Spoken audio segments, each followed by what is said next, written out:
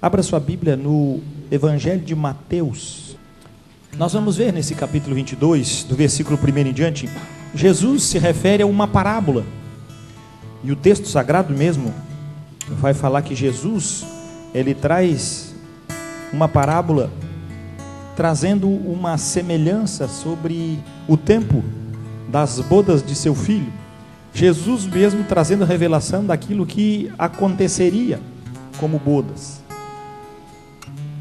E depois na ceia do Senhor ele diz que ele não vai tomar mais do suco da vide, até que ele volte, até que ele esteja, até que ele se apresente novamente como o Senhor no seu reino.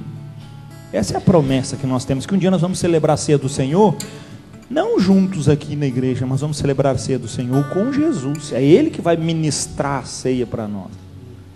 Por isso, para mim como pastor, é extremamente gratificante celebrar a ceia do Senhor, e com muito temor.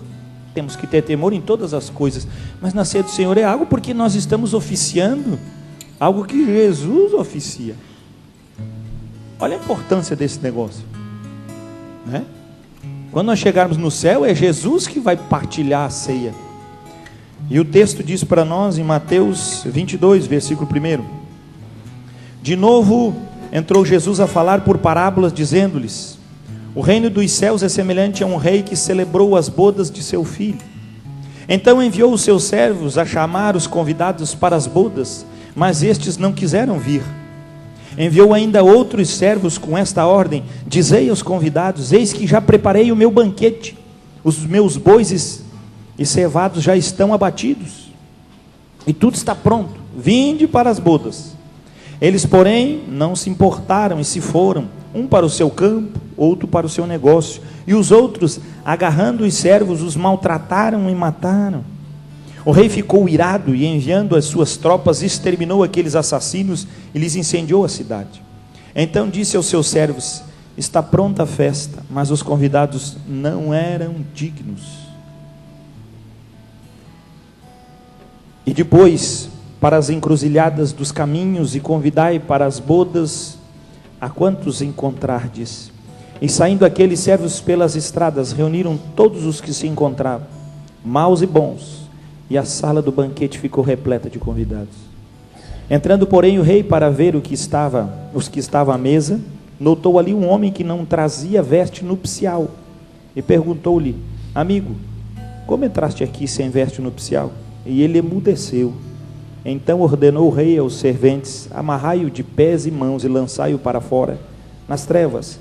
Ali haverá choro e ranger de dentes, porque muitos são chamados, mas poucos os escolhidos.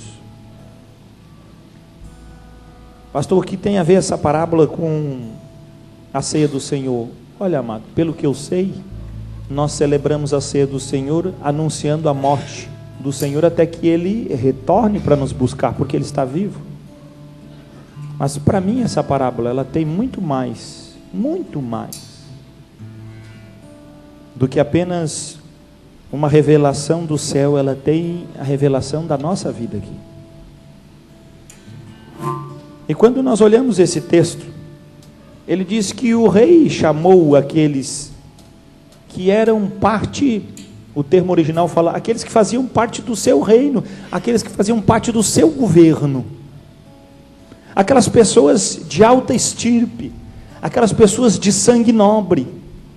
Convidou: venham fazer parte do meu reino, venham fazer parte do meu banquete, as bodas do meu filho está pronta, o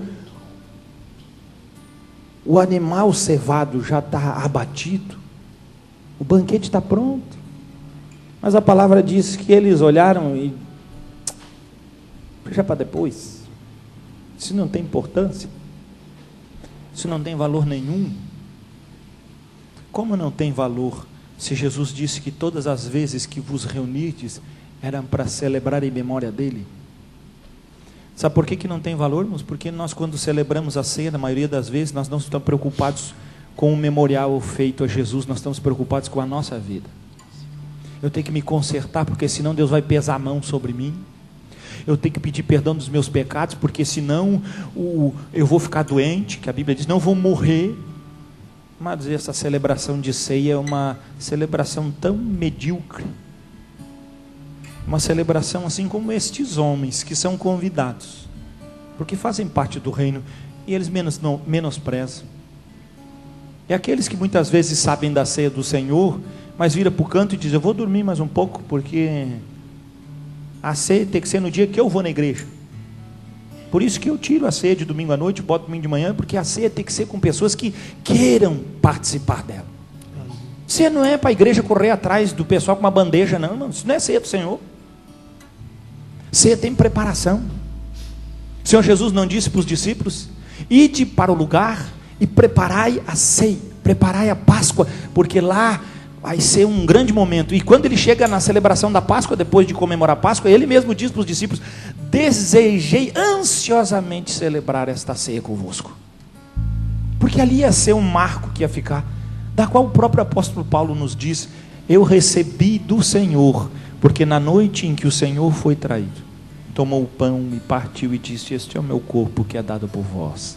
E por semelhante modo também, tomando o cálice, disse: este é o meu sangue, sangue de uma nova aliança, vertido por causa de mim e você.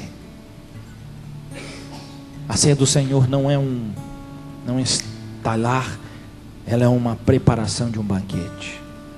E fiquei muito feliz hoje quando eu entro na igreja e vejo o capricho, né? O irmão Arno, a irmã Lúcia, que sempre servem, botam a mesa com tanta gratidão, porque sabem a importância que tem este memorial diante da igreja na presença do Senhor. Mas eu queria que você não levasse em consideração a ceia como um castigo, embora se você estiver em pecado, você tem que abrir os olhos mesmo, e é sua obrigação se arrepender disso, porque a palavra mesmo fala que o homem é indigno, mas a palavra do Senhor diz que muitos na congregação do santo, eles entram sem vestes nupciais. Muitos querem fazer parte do banquete. E na igreja hoje, muitos podem até sentar-se à mesa e participar do pão, e nós não vamos saber quem tem vestes ou não tem, porque não temos essa, uma lente aqui que nos dê. Mas a palavra do Senhor diz que o Senhor não vai deixar isso barato. A palavra do Senhor nos diz que o Senhor, olha, ele diz: meu querido, o que você aí está fazendo sem vestimenta nenhuma? E o que é a vestimenta? Conforme os padrões que Jesus mesmo está se defendendo aqui contra os fariseus, ele está dizendo: a vestimenta que nós usamos são os atos de justiça que praticamos por obedecer ao Pai. É isso que Jesus estava dizendo. Aleluia. Ele tinha atos, ele tinha vestimentas. Estes são aqueles que se chegam diante do Senhor. Celebrar a ceia não é apenas baixar a cabeça, pedir perdão e vir para a mesa e continuar a mesma esculhambação de vida lá fora. Celebrar a ceia do Senhor é quebrantar o coração e dizer: renova o meu coração e as minhas forças, Senhor, para que o dia de amanhã eu possa ser melhor do que sou hoje. Enche-me do teu Espírito para que eu possa transbordar do teu poder e agir com mais graça na vida de outras pessoas, e possa celebrar a ceia não amarrado com os meus pecados, mas na liberdade da transformação que o Espírito me dá. Por isso o texto diz: